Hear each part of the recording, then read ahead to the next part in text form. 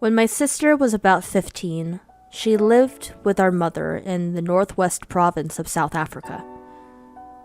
It's bush-filled area, which means lots of thorn trees, long yellow grass, very few neighbors, and silence. They lived in an old farmhouse on the very top of a hill in the middle of several farms. In South Africa, we call a hill a Koppi. It was like an island in a sea of rolling yellow waves, and it could get pretty lonely and quiet up there. If you stood outside and screamed bloody murder, there would be no one close enough to hear you. My sister, being a difficult teenager, refused to go to public school. She preferred to live with my mom on their Koppi in the middle of nowhere and be homeschooled. Weeks would go by without them seeing another soul. Certainly not a life I could live. Which was why I was back in the city with my dad at a public school.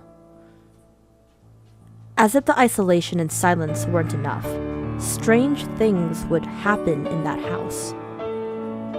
Every now and then, the stereo and lights would turn on or off by themselves. Doors would open and close. Outside lights would burst for no reason at all, and most people would come to visit and stay the night, often had bizarre nightmares. I know I did.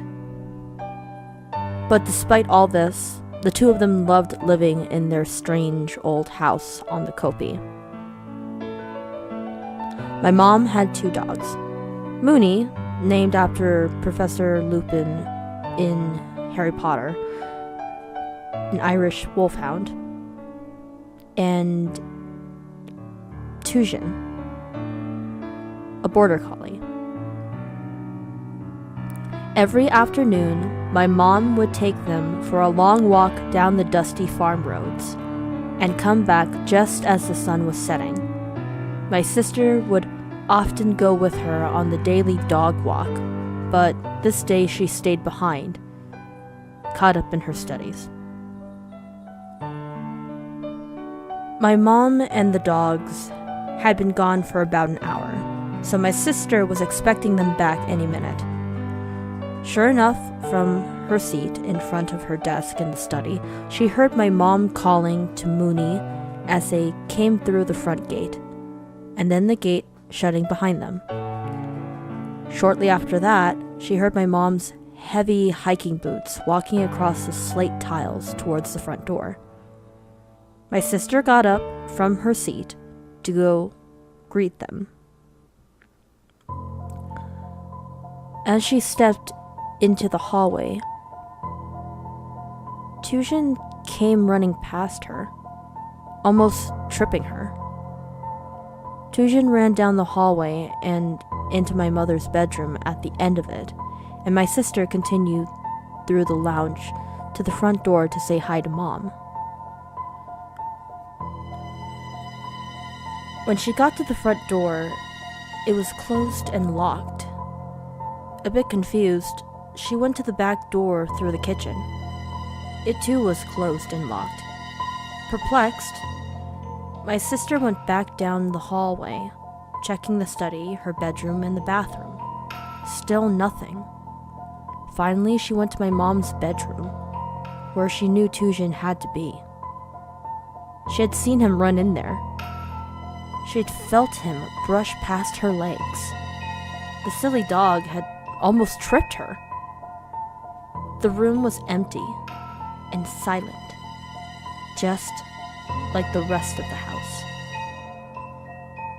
There were only 2 ways in and out of that house: the front and the back door.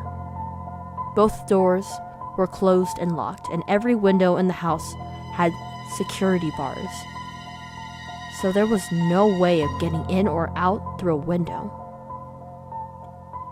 Clearly, she was absolutely alone in the house. My sister says that it was at this point that she started panicking a bit. She unlocked the front door and went outside.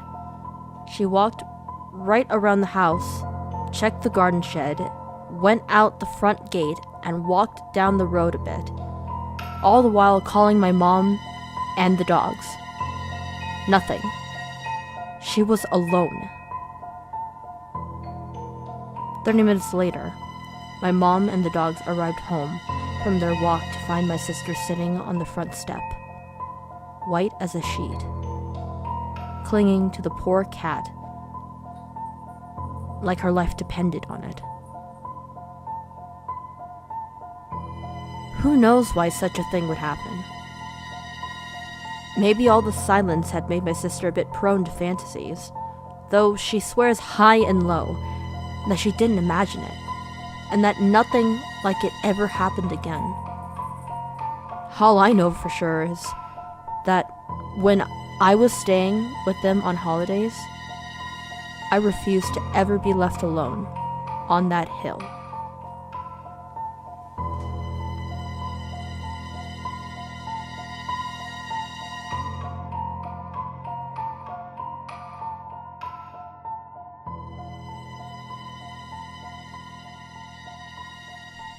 Hi everyone, this was Explicit Censor narrating.